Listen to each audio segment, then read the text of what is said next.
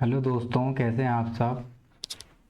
दोस्तों, आज ये हमारी एमपी पुलिस पीवाईक्यू सीरीज़ की 20वीं क्लास है, जिसमें हम 12 नवंबर 2025 की शिफ्ट 1 में आए हुए क्वेश्चंस को डिस्कस करेंगे। चलिए स्टार्ट करते हैं। पहले क्वेश्चन में आपसे कह रहा है, एक खिलौने की अंकित कीमत 150 रुपये है, इसे 10% की छूट पर बेचा जाता है, तो छूट की राशि क्या है। 150 रुपये की चीज़ पर आपने 10% की छूट दी, तो आपसे छूट की राशि पूछ रहा है। तो 150 का 10% कितना होता है, 15 रुपये, यानी कि छूट की राशि कितनी है, 15 रुपये। ऑप्शन नंबर 4 क्या हो जाएगा आपका आंसर। नेक्स्ट क्वेश्चन में कह रहा है आपसे, 7 परीक्षाओं के अंकों का औसत कितना है, 60।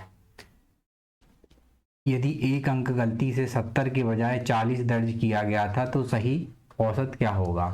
देखिए, आपने क्या कह रहा है क्वेश्चन में कि आपने 7 परीक्षाओं के अंकों का औसत निकाला और औसत निकल के आया कितना, 60। लेकिन आपने गलती से एक अंक को 70 की बजाय कितना लिख दिया है, 40 लिख दिया है, यानी कि आपने 30 कम लिखा था। तो हमारा जो टोटल है वो कितना बढ़ जाएगा, 30 बढ़ जाएगा। कितनी संख्याओं पे, 7 संख्याओं पे, यानी कि हमारा एवरेज कितना बढ़ जाएगा, इतना बढ़ जाएगा। 7 7 से काटेंगे, 7 चौको 28, 2 बचे, 7 दूनी 14, 6 बचे, 7 अट्ठे 56, यानी कि 4.28 के समथिंग हमारा एवरेज बढ़ जाएगा। 60 में 4.28 जोड़ेंगे तो कितना आएगा, 64.28। 64.28 के समथिंग ऑप्शन क्या है इसके आसपास, 64, यानी कि हमारा आंसर क्या हो जाएगा, 64। अगर हम इसको बेसिक से करेंगे तो बेसिक से कैसे करेंगे, एवरेज होता क्या है, आंकड़ों का योग बटे आंकड़ों की संख्या, sum of observation upon number of observation. तो हम एवरेज कैसे निकालेंगे हमारा, देखिए 60 अंकों का औसत कितना है 60, तो टोटल कितना आ जाएगा, इतना। लेकिन हमने एक अंक 70 के बजाय 40 लिखा है, यानी कि 30 कम लिखा, तो हम 30 इसमें जोड़ देंगे। ये आ जाएगा हमारा क्या, आंकड़ों का योग, सम ऑफ ऑब्जर्वेशन बटे आंकड़ों की संख्या। आंकड़ों की संख्या करेंगे तो कितना आएगा, बटे 7 आंकड़े। इसको सॉल्व करेंगे तो 420 प्लस 30 बटे 7, यानी कि 450 बटे 7। इसको आप सॉल्व करेंगे तो भी यही आएगा। जैसे 7 छिंग 42, कितना बचा, 30, 7 चौको 28, फिर 2 बचा, 7 दूनी 14, फिर 7 अट्ठे 56, यही है 64.28, यानी कि इसके करीब ऑप्शन क्या है, 64, यानी कि हमारा ऑप्शन क्या हो जाएगा, 64। एग्जामिनर ने क्या अप्रोक्स में आंसर दिए हैं। नेक्स्ट क्वेश्चन में आपसे कह रहा है, एक छात्र के 5 विषयों में अंक दिए हुए हैं आपको, 60, 65, 75, 70, 75, 80। तो इनका माध्य स्कोर क्या है। माध्य कुछ और नहीं, माध्य का मतलब क्या होता है, एवरेज। तो हमको क्या निकालना है, एवरेज निकालना है। तो एक तरीका तो क्या है एवरेज निकालने का, कि आप इन सबको जोड़ दो, 60 प्लस 65 प्लस 70 प्लस 75, इनको जोड़ के और जितनी संख्याएं हैं उससे भाग दे दो। 5 संख्याएं तो हमने 5 से क्या दे दिया भाग, तो एवरेज निकल जाएगा। लेकिन देखिए, ये संख्याएं स्पेशल हैं क्योंकि इनमें सब में 5 5 का अंतर है, ठीक है। तो यानी कि एक इसमें है, एक समांतर श्रेणी में है, जिसमें हर पद का अंतर कितना है, 5, ये अर्थमेटिक प्रोग्रेशन में है। तो एवरेज क्या हो जाएगा, इसके बीचों बीच की संख्या। तो बीचों बीच की संख्या क्या है, 70। तो ये 70 ही हमारा क्या हो जाएगा, एवरेज हो जाएगा, यानी कि मीन हो जाएगा। आप इसको सॉल्व करेंगे तो भी हमारा आंसर क्या आएगा, 70। लेकिन जब संख्याएं समांतर सीरीज में दी हों, अर्थमेटिक प्रोग्रेशन में दी हों, तो जो बीच की संख्या रहती है वही हमारा क्या हो जाती है, एवरेज हो जाती है। नेक्स्ट देखते हैं। क्वेश्चन में आपसे कह रहा है, 50 चावल की बोरियों का माध्य वजन, माध्य मतलब एवरेज, आपको कितना दिया है, 20 किलोग्राम। यदि 10 नई बोरियां जोड़ दी जाती हैं जिनका वजन 15 किलोग्राम है, तो नया औसत वजन क्या होगा। तो कैसे निकालते हैं हम औसत, एवरेज कैसे निकालते हैं, सम ऑफ ऑब्जर्वेशन। 50 बोरियों का एवरेज कितना है, 20, यानी कि टोटल कितना आ जाएगा, 50 इंटू 20, प्लस 10 नई बोरियां आ गई, उनका एवरेज वजन कितना है, 15, तो टोटल कितना आ जाएगा, 10 इंटू 15। सम ऑफ ऑब्जर्वेशन हो गया आंकड़ों का योग बटे आंकड़ों की संख्या, यानी कि पहले 50 बोरी थी, 10 और आ गई, तो बोरी कितनी हो गई अब, 60। इसको सॉल्व कर देंगे, 1000 आएगा ये और 150, यानी कि 1150 बटे 60। एक जीरो से एक जीरो कैंसिल, 6 से इसको काटेंगे, 6 एकम 6, 19 छिक्का 114 होता है, 6 एकम 6, ठीक है। फिर 6 एकम 6, कितना बचा, 4 बचा है ना, 6 7 42, यानी कि 19.7 के समथिंग आ रहा है। कौन सा ऑप्शन हमारा 19.7 के समथिंग, ऑप्शन नंबर 4। एक तरीका तो ये हो गया। दूसरा तरीका आप इसको कैसे कर सकते हैं, अगर आपको और जल्दी करना हो तो दूसरा तरीका क्या है, कि जो 10 नई बोरियां लाई हैं उनका वजन कितना है, 15 किलोग्राम है। यानी कि पहले हमारा एवरेज कितना था, 20 किलोग्राम। अब एवरेज जो नई बोरियां आई हैं उनका वजन कितना है, 15 किलोग्राम। यानी कि 5 किलोग्राम वजन क्या है, 5 किलोग्राम कम की बोरियां आई हैं। तो टोटल कितने कम की बोरियां आई हैं, इंटू 10 बोरियां आई हैं, तो टोटल इतना वजन कम हो जाएगा और यही वजन सब में बढ़ जाएगा। यानी कि 50 और 10 60 बोरियां हैं, तो ये बढ़ जाएगा। इसको सॉल्व कर देंगे तो भी हमारा आंसर कितना आएगा, इसको सॉल्व करेंगे, एक जीरो से एक जीरो एक कैंसिल हो जाएगा, है ना। 5 बटे अगर हम 6 करेंगे कितना आएगा, जीरो दशमलव लगाएंगे, 6 8 48, कितना बचा, 2 6 3 18। यानी कि हमारा एवरेज कितना हो जाएगा, 0.83 कम हो जाएगा। तो हम 20 में से 0.83 माइनस करेंगे तो भी हमारा आंसर कितना आएगा, 19.7। नेक्स्ट देखते हैं। क्वेश्चन में आपसे कह रहा है एक गोलाकार नींबू की त्रिज्या आपको दी है 3 सेंटीमीटर, रेडियस दी है, आपसे पूछा है उसकी सतह का क्षेत्रफल। तो गोले की सतह का क्षेत्रफल क्या होता है, 4πr²। 4πr की वैल्यू आपको दी है 3, 3 का स्क्वायर, तो 9 4 पाई इंटू 9 यानी कि 36 पाई हो जाएगा हमारा आंसर। यानी कि ऑप्शन नंबर 4 हमारा आंसर हो जाएगा। तो आपको याद रखना है गोले का जो सतह का क्षेत्रफल रहता है वो कितना रहता है, 4πr²। नेक्स्ट देखते हैं। क्वेश्चन में आपसे कह रहा है एक खंबे की छाया 5 मीटर लंबी है जब सूर्य का उन्नयन कोण सूर्य पर 45 डिग्री का जब सूर्य 45 डिग्री के कोण पर रहता है तो खंबे की ऊंचाई क्या है। देखिए क्वेश्चन में आपसे कह रहा है जैसे ये कोई खंबा है, एक सेकेंड, जैसे ये कोई खंबा दिया हुआ है आपको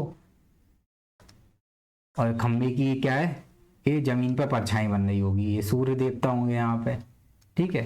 यहाँ से खंबे की परछाई बन रही है कितने डिग्री के कोण पे, 45 डिग्री के कोण पे। आपसे कह रहा है और खंबे की छाया कितनी है, 5 मीटर लंबी है। तो आपसे खंबे की ऊंचाई पूछी है, खंबे की ऊंचाई हमको बतानी है। तो देखिए अगर ये 5 है तो ये भी कितनी हो जाएगी, 5 ही हो जाएगी। कैसे, क्योंकि ये 45 डिग्री एंगल, और 45 डिग्री एंगल क्या बनाता है, साइड का रेशियो, ए वाली साइड 1 होगी तो ये वाली साइड भी कितनी होगी, 1 यूनिट ही होगी। और ये वाली साइड कितनी रहती है, √2 यूनिट। कैसे होती है, देखिए tan 45 की वैल्यू क्या रहती है, tan 45 की वैल्यू क्या रहती है, 1 रहती है। 1 के बटे में 1 भी लिख सकते हैं हम। tan होता क्या है, परपेंडिकुलर अपॉन बेस, लंब बटे आधार, यानी कि लंब 1 है तो आधार भी कितना होगा, 1। वही हमने लिखा है यहाँ पे, अगर लंब 1 है तो आधार भी कितना होगा, 1। ठीक है, तो 1 यूनिट की वैल्यू आपको कितनी दी है, 5, और आपको 1 यूनिट की वैल्यू पता करनी है तो ऊंचाई भी कितनी हो जाएगी, 5। यानी कि आपको याद रखना है जब भी आपको ये वाला एंगल 45 डिग्री दिया हो, ये वाला, तो ये एंगल भी कितना हो जाएगा, 45। यानी कि 45 45 90 ट्राइंगल हो गया। तो 45 डिग्री के सामने की साइड हमेशा क्या रहती है, 1 यूनिट रहती है। नेक्स्ट देखते हैं। दो वृत्तों की त्रिज्याएं 3 सेंटीमीटर और 2 सेंटीमीटर हैं, उनके केंद्र के बीच की दूरी कितनी है, 4 सेंटीमीटर। तो उनकी उभयनिष्ठ स्पर्श रेखा की लंबाई बताइए। देखिए एक वृत्त की त्रिज्या कितनी है, 3 सेंटीमीटर। जैसे मैं सर्किल बनाऊंगा तो एक सर्किल ये बन जाएगा 3 सेंटीमीटर त्रिज्या का, और दूसरा सर्किल कितना है, 2 सेंटीमीटर त्रिज्या का। देखिए अगर इनके केंद्र की बीच की दूरी कितनी होती है, 5 सेंटीमीटर की। कैसे, जैसे एक सर्किल मैंने ये बना दिया, ये छोटा वाला, ठीक है। इसकी रेडियस कितनी, ये सेंटर मान लिया मैंने, इसकी रेडियस कितनी मान ली, 2 सेंटीमीटर। अब इनके केंद्र के बीच की दूरी कितनी होगी, 5 सेंटीमीटर। ठीक है, अगर इनके केंद्र के बीच की दूरी 5 सेंटीमीटर होती तो इनके कितनी स्पर्श रेखाएं खींची जा सकती थी, 1 2 और 3 स्पर्श रेखाएं खींची जा सकती। लेकिन देखो इनके केंद्र के बीच की दूरी कितनी है, 4 सेंटीमीटर। यानी कि ये दोनों वृत्त एक दूसरे को क्या करते हैं, प्रतिच्छेद करते हैं। ठीक है, ये देखो ये जैसे सपोज इसका केंद्र हो गया तो इसकी दूरी कितनी है, 3 सेंटीमीटर, और इसका केंद्र यहाँ कहीं होगा तो इसके सेंटर की दूरी कितनी है, 2। यानी कि दो वृत्त जब एक दूसरे को प्रतिच्छेद करें, यानी कि R1 प्लस R2, ठीक है, इसकी त्रिज्या हमने R1 मान ली प्लस R2 मान ली, इनका जो सम है वो डिस्टेंस से बड़ा हो। ठीक है, अगर डिस्टेंस R1 प्लस R2 बराबर हो किसके, डिस्टेंस के। ठीक है, जैसा कि यहाँ इस वाले केस में था, तो इसमें कितनी उभयनिष्ठ स्पर्श रेखाएं खींची जा सकती हैं, 3 खींची जा सकती हैं, 1 2 और 3। लेकिन जब दो वृत्त एक दूसरे को प्रतिच्छेद करते हैं यानी कि R1 प्लस R2, उनके जो त्रिज्या का सम है वो उनकी दूरी से क्या है, ज्यादा है, तो उस केस में उनकी केवल 2 ही स्पर्श रेखाएं खींची जा सकती हैं, एक ये और एक ऐसे 2। यानी कि कितनी स्पर्श रेखाएं खींची जा सकती हैं, 2 स्पर्श रेखाएं। नेक्स्ट क्वेश्चन में देखिए, नेक्स्ट क्वेश्चन में आपसे कह रहा है एक स्थानीय कारीगर एक वृत्तीय रंगोली डिजाइन कर रहा है। उसने वृत्त पर दो बिंदु ए और बी को इस प्रकार जोड़ा है कि एंगल ए ओ बी बराबर 100 डिग्री। ये कहीं इसका केंद्र होगा वृत्त का, तो इस वृत्त के केंद्र में ये हो गया ए, ये हो गया बी, इससे हम ए ओ बी को मिलाएंगे, ए ओ बी, ठीक है, हो गया। आपको ए ओ बी क्या दिया है, 100 डिग्री दिया हुआ है, ये 100 डिग्री। आपसे पूछ रहा है कि उसकी मेजर आर्क पर, ये मेजर आर्क है, बड़ी चाप पर स्थित बिंदु P जो है वृत्त की उस बड़ी चाप पर स्थित है, ये बिंदु P है जो ए और बी को जोड़ता है। ये चाप ए और बी को जोड़ रहा है, देखो ये जोड़ रहा है ना ए और बी को, बिंदु P, ये बिंदु P हो गया, ए और बी को जोड़ता है। तो कोण ए पी बताना है, इस एंगल की वैल्यू बतानी है आपको, ए वाली। तो मैंने आपको बताया था कि वृत्त के एक ही चाप द्वारा वृत्त के केंद्र पर बना कोण और उसी चाप द्वारा वृत्त की परिधि पर बने कोण का क्या रहता है, डबल रहता है। कैसे, जैसे मैंने वृत्त बनाया है, मैं ये वाला चाप ले लूँ, ए और बी, इस चाप से मैं वृत्त के केंद्र पर कोण बनाऊं और इसी चाप से वृत्त की परिधि पर कोण बनाऊं, तो केंद्र पर हमेशा कितने डिग्री का कोण बनेगा, परिधि से डबल कोण बनेगा। यानी कि अगर ये 100 डिग्री है तो ये वाला कोण कितना हो जाएगा, 50 डिग्री। आपको याद रखना है, कॉन्सेप्ट भी रहता है ज्योमेट्री का, एक इंपॉर्टेंट कॉन्सेप्ट है कि वृत्त के किसी चाप द्वारा केंद्र पर बना कोण हमेशा परिधि पर बने कोण का क्या रहता है, डबल रहता है। यानी केंद्र पर अगर 100 डिग्री का कोण बनेगा तो परिधि पर कितने का बनेगा, 50 डिग्री का। नेक्स्ट क्वेश्चन देखते हैं। नेक्स्ट क्वेश्चन में आपसे कह रहा है एक फल विक्रेता 60 रुपए प्रति किलोग्राम और 40 रुपए प्रति किलोग्राम की दर से आम को बराबर मात्रा में मिलाता है, तो मिश्रण का प्रति किलोग्राम लागत मूल्य बताना है। देखिए आपसे कह रहा है आपने 60 किलोग्राम की कोई चीज ली और 40 किलोग्राम की कोई चीज ली, कितने बराबर मात्रा में, और आपने उनको क्या किया, मिला दिया, तो मिश्रण का प्रति किलोग्राम लागत मूल्य क्या है। देखिए हमने मान लिया कि हमने 60 किलोग्राम वाली, 60 रुपए प्रति किलोग्राम वाली चीज भी 1 किलो ली, ठीक है, और हमने 40 रुपए प्रति किलोग्राम वाली भी कितनी ली, 1 किलो कोई चीज ले ली। अब हमने इन दोनों को मिला दिया, तो यानी कि टोटल 2 किलो चीज ली और उसका कीमत कितनी हो गई, 100 रुपए हो गई। तो आपसे क्या पूछ रहा है, लागत मूल्य पूछ रहा है। तो 2 किलो का 100 रुपए है, तो यानी कि प्रति किलोग्राम चीज वो कितने की होगी, 50 रुपए प्रति किलोग्राम। यानी कि मिश्रण का लागत मूल्य कितना हो गया, 50 रुपए प्रति किलोग्राम। यानी कि जब भी दो चीजें बराबर मात्रा में मिलाई जाएं तो और उनसे आपका लागत मूल्य पूछा जाए तो हमें सिंपल क्या कर लेना है, उनका एवरेज ले लेना है। 60 और 40 का एवरेज निकालेंगे तो 60 प्लस 40 बटे 2 यानी कि 100 बटे 2 यानी कितना आ जाएगा, 50 रुपये पर किलोग्राम। नेक्स्ट क्वेश्चन देखते हैं।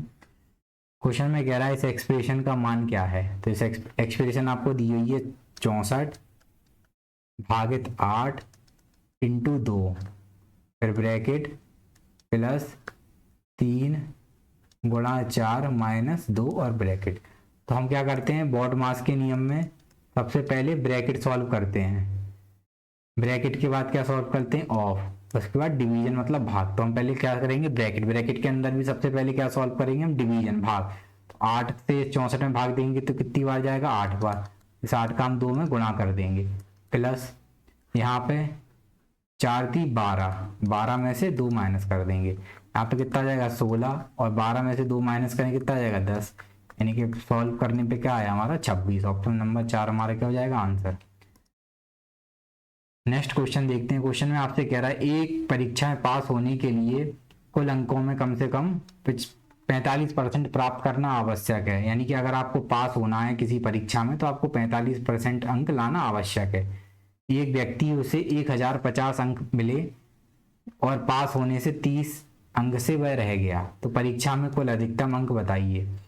देखिए आपको 1050 अंक मिले और आप 30 अंकों से फेल हो गए, यानी कि अगर मैं आपको 30 अंक दे दूं तो आप परीक्षा में पास हो जाओगे। तो 1050 में हम 30 जोड़ेंगे तो कितना आ जाएगा 1085, ये क्या होगा, आ गए हमारे पासिंग मार्क्स आ गए, क्या क्या पासिंग मार्क्स आ गए, हमको पता चल गए। और क्वेश्चन में आपको क्या दिया है कि एक परीक्षा में पास होने के लिए कितने परसेंट अंक प्राप्त करना आवश्यक है, 45%। यानी कि पासिंग परसेंटेज भी आपको क्वेश्चन में दिए कितनी, 45%। यानी कि 45% की ही वैल्यू कितनी है, 1085। ये पासिंग मार्क्स है और ये क्या है, पासिंग परसेंटेज। यानी कि 45% की वैल्यू कितनी है, 1085। तो आपको 100% की वैल्यू निकालनी है। यानी कि 45% का मतलब क्या होता है, 45/100। इसको सॉल्व करेंगे कितना लिख सकते हैं, 9/20। यानी कि 9 यूनिट की वैल्यू आपको कितनी दी है, 1085। अगर मैं आपसे कहूँ, सॉरी 1080, 1050 प्लस 30, 1080, तो 20 यूनिट की आपको वैल्यू बतानी है। तो ये कितना गुना है, 120 गुना है। 120 का 9 में गुना करेंगे कितना जाएगा, 1080। तो नीचे हमारा टोटल रहता है, तो ये भी कितना हो जाएगा, 20 गुना, यानी कि 200। इसका करेंगे तो 12 दूनी 24, यानी कि 2400 हमारा क्या है, टोटल मार्क्स आ गया। नेक्स्ट देखते हैं, आपसे कह रहा है एक व्यापारी ने किसी वस्तु का मूल्य उसके लागत मूल्य से 60% अधिक अंकित किया और वह अंकित मूल्य पर क्रमशः 20% और 10% की दो छूट देता है, तो उसका वास्तविक लाभ प्रतिशत बताना है। देखिए, जैसे किसी वस्तु का कॉस्ट प्राइस अगर 100 रुपए है, व्यापारी, क्वेश्चन में आपसे कह रहा है व्यापारी ने उस पर 60% अधिक अंकित किया। यानी कि 100 पे अगर आप 60% अधिक अंकित करोगे तो कितना अंकित कर दोगे, 160 रुपए। तो क्वेश्चन में आपसे कह रहा है उस पर आपने 20% 10% की दो क्रमिक छूट दी। तो पहली छूट अगर आप उस पर 20% की दोगे तो 160 का 20% कितना होता है, 32 रुपए होता है, 16 दूनी 32। तो वस्तु की कीमत कितनी रह जाएगी, 128 रुपए। फिर क्वेश्चन में आपसे कह रहा है आगे आपने उस पर 10% का डिस्काउंट और दिया, तो 128 का 10% कितना होता है, 12.8 होता है। इसमें से 12.8 माइनस करेंगे तो कितना आ जाएगा, पहले हम 13 माइनस कर लेंगे या 12 माइनस कर लेंगे, तो कितना बचेगा, 116। फिर 8 और माइनस करेंगे, 0.8 माइनस करेंगे तो 115.2। यानी कि 100 रुपए की चीज थी और आपने कितने में बेच दी, 115.2 में। और यानी कि आपको फायदा कितने का हो गया, 15.2 का क्या हो गया, फायदा। और 100 पे जो भी प्रॉफिट निकल के आता है वो डायरेक्ट किस में निकल के आता है, परसेंटेज में। यानी कि आपको कितना फायदा हो गया, 15.2% या 15.20%। नेक्स्ट क्वेश्चन देखते हैं। क्वेश्चन में आपसे कह रहा है 15, 25 और x समानुपात में है। 15, 25 x are in proportion, find the value of x। देखिए, अगर तीन संख्याएं समानुपात में हैं, जैसे मैंने तीन संख्याएं लिखी, a अनुपात b, a समानुपात का निशान रहता है, समानुपात b अनुपात c। तो इनमें क्या रिश्ता रहता है कि बी स्क्वायर बराबर क्या रहता है, a इंटू सी। ऐसे यहाँ पे देखिए a b और c, ये तीन संख्याएं, तो इनमें क्या रिश्ता रहेगा, बी स्क्वायर बराबर a c। अगर तीन संख्या समानुपात में रहती है तो इनमें क्या रिश्ता रहता है, बी स्क्वायर बराबर a c।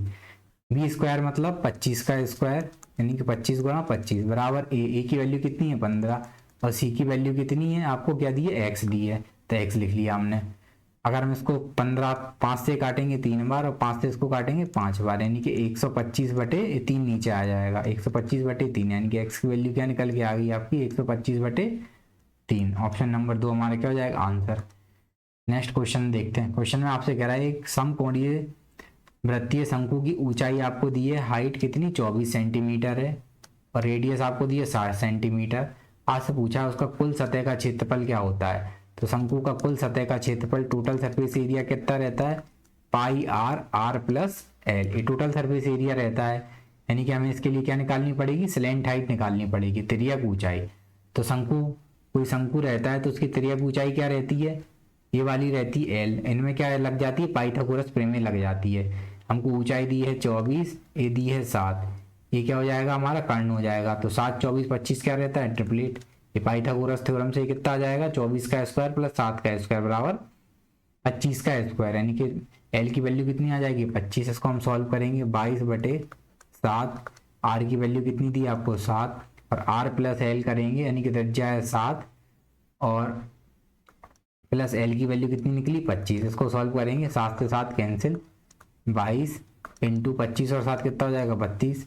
इसको आगे सॉल्व करेंगे तो 32 दूनी 64 की 4, हासिल आई 6, 32 दूनी 64 और 6 70, यानी कि 704। यानी कि शंकु का टोटल सरफेस एरिया कितना आ जाएगा 704। ऑप्शन नंबर 3 हमारा क्या हो जाएगा, आंसर हो जाएगा। नेक्स्ट देखते हैं। देखिए वैसे भी अगर हम इसको डायरेक्ट करते तो दोनों ऑप्शन, वैसे 11 का मल्टीपल होना चाहिए था क्योंकि 22 में क्या आता है 11, लेकिन 770 भी 11 से कट रहा है और 704 भी कट रहा है। ये वाला ऑप्शन तो गलत हो जाता हमारा, ये 704 होता, लेकिन ये दो ऑप्शन क्या कर रहे हैं, कॉन्ट्राडिक्ट कर रहे हैं, तो हमें पूरा सॉल्व करना पड़ेगा। एक आज की क्लास का लास्ट क्वेश्चन है, देखते हैं। क्वेश्चन में आपसे कह रहा है एक शंकु की ऊंचाई आपको दी है 12 सेंटीमीटर और त्रिज्या दी है 9 सेंटीमीटर। क्वेश्चन में आपसे कह रहा है दूसरा शंकु उसी के रूप का है जिसमें ऊंचाई और त्रिज्या दोनों को 50% आपने बढ़ा दिया, तो दोनों शंकुओं के वक्र पृष्ठ के क्षेत्रफल में क्या अंतर आएगा। शंकु का वक्र पृष्ठ का क्षेत्रफल क्या रहता है, पाई आर एल रहता है। देखिए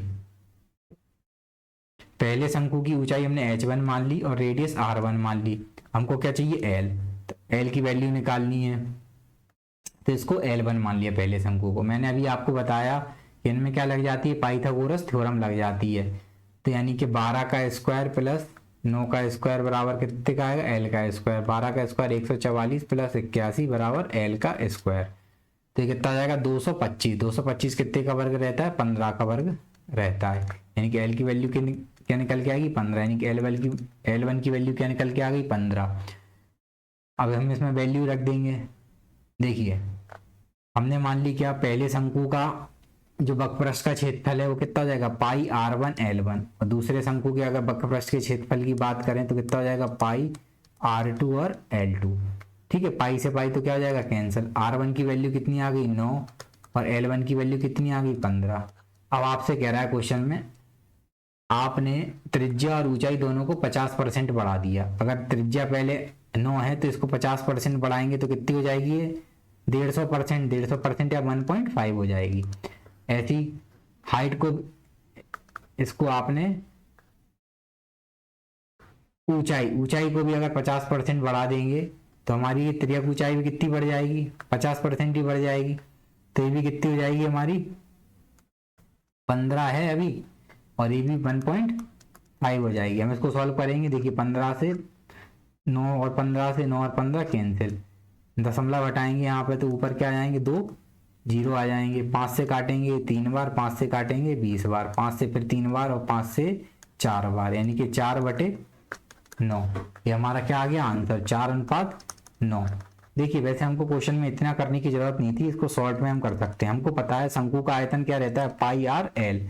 पाई क्या है, कांस्टेंट वैल्यू है, यानी कि जो भी हमारा आयतन डिपेंड करेगा वो किस पे डिपेंड करेगा, आर और एल पे डिपेंड करेगा।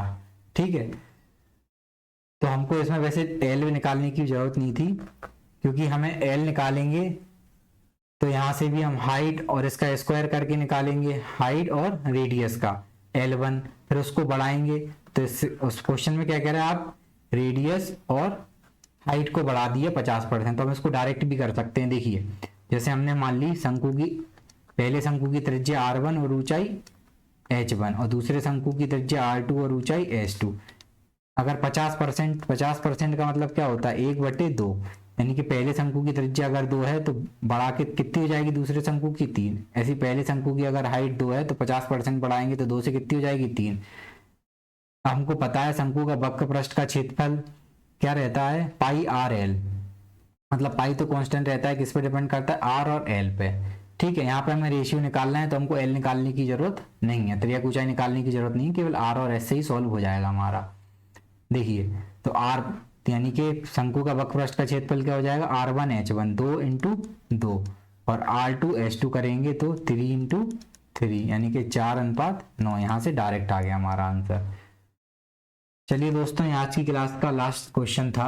अगर आपको क्लास अच्छी लगी हो तो कृपया चैनल को सब्सक्राइब कीजिए, अपने दोस्तों के साथ शेयर कीजिए। आगे की क्लास में हम आगे की शिफ्टों में जो हमारे क्वेश्चंस आए हैं उनको डिस्कस करेंगे, और अगर आप कोई अपना सजेशन देना चाहते हैं तो मुझे कमेंट में दे सकते हैं। मिलते हैं नेक्स्ट क्लास में।